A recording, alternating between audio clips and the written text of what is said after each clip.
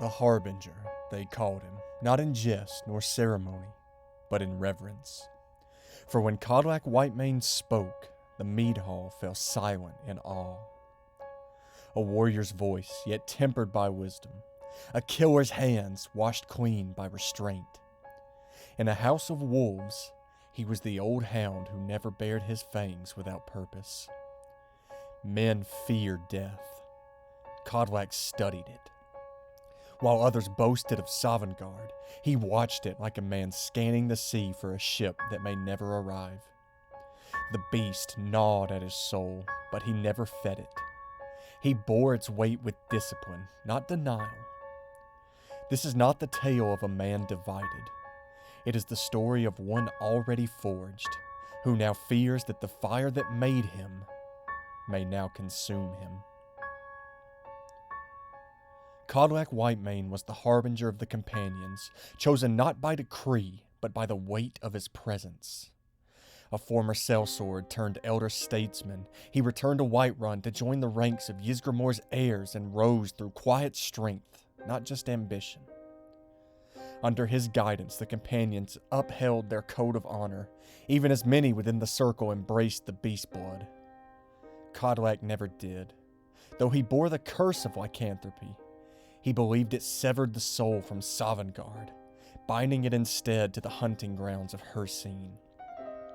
Near the end of his life, he sought a cure, not for himself alone, but for the future of the companions. Before the ritual could be completed, he was slain by the Silver Hand.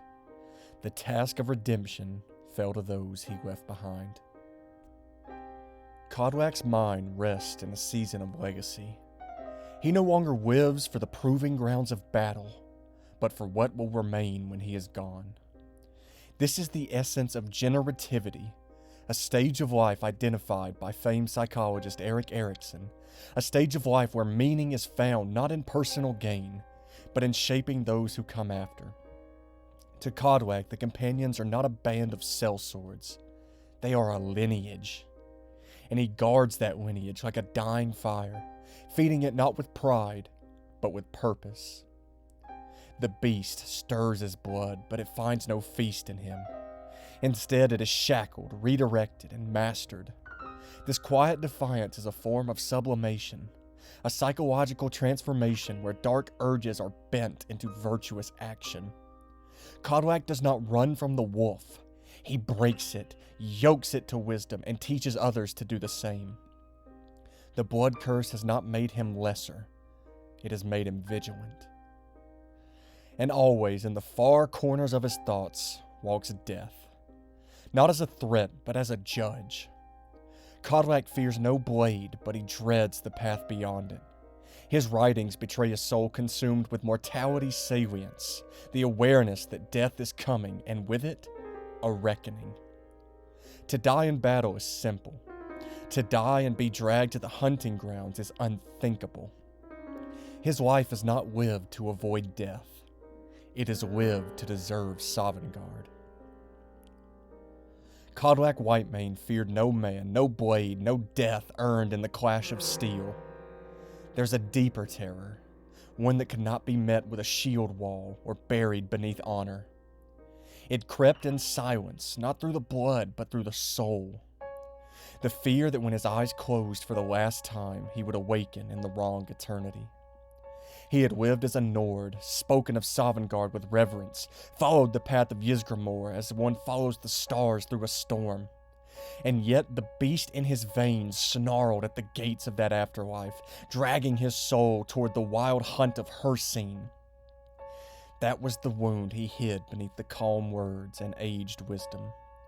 A fear not of dying, but of being lost when death came. He bore this fear with dignity, but make no mistake, it ruled him. It shaped his final days, haunted his journal, and weighed on every word spoken to those he would leave behind. The harbinger of the companions, revered by all, was a man whose greatest enemy waited not in battle, but in the silence that follows. The beast in Kodlak was not loud. It did not scream for slaughter. It whispered for surrender. Every day he walked the line between blood and honor, caught between what he had become and what he refused to be. The warriors he led feasted on their strength, reveled in the hunt. Kodlak watched them, taught them, fought beside them, but never joined them in spirit. He stood at the head of a brotherhood whose foundation was cracked. They called themselves heirs of Ysgramor, yet many bore a curse their forefathers never knew. Kodlak felt that fracture in his bones. To uphold the glory of the companions while carrying a curse he abhorred, that was the knot that twisted in his soul, and he never once used the blade of authority to cut it. His restraint calls to mind Viktor Frankl, the Austrian neurologist who survived the Nazi camps of World War II and wrote of meaning forged in suffering. Frankl observed that man can endure almost anything so long as he holds to a why. Kodlak has found his why. Sovngarde, redemption, the old ways of the Nords unmarred. That deeper purpose bound the beast in chains far stronger than silver. But chains are still chains, and every night Kodlak felt the weight of them pressing inward, knowing they would follow him past the grave, unless someone finished what he began. Kodlak did not cage the beast by brute will alone. His soul was disciplined, but that discipline had scaffolding, unseen but vital. Where others broke under the weight of contradiction, he held fast by sublimation. The hunger for blood, the animal drive to dominate, was never starved, it was refined. Each instinct that clawed its way up from the dark was hammered into leadership, mentorship, and duty.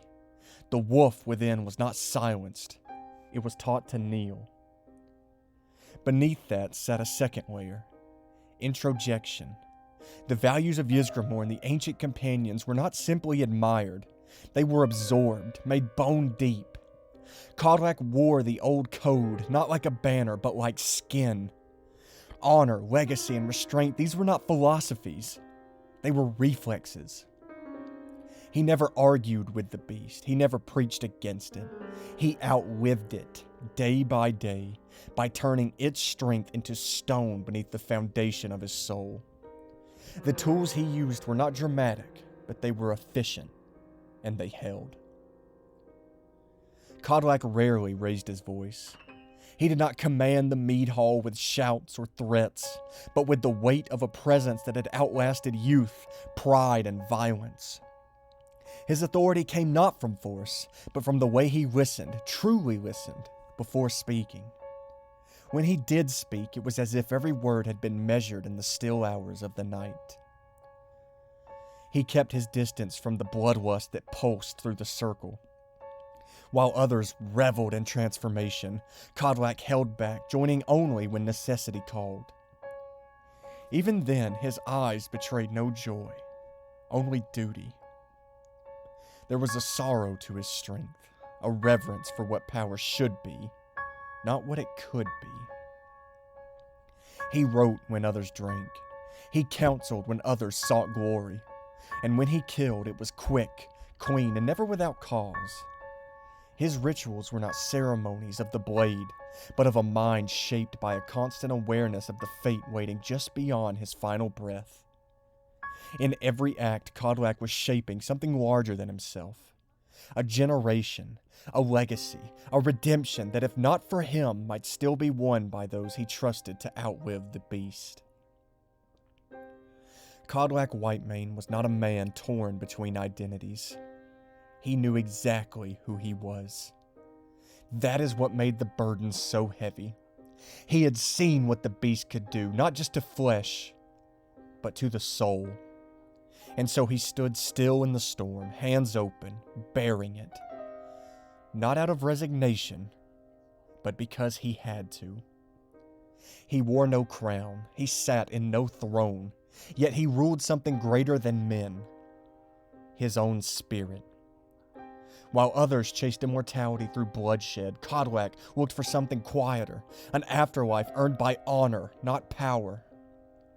He feared the hunt not because it was wild, but because it was less than what he had lived for. He was not a martyr. He was not even a hero. He was a man who knew the shape of his soul and fought to keep it whole. And when the fire in your Vasker died down and the blood cooled on the floor, all that remained was the silence of a life lived deliberately, a silence that echoes still in the empty chair by the hearth.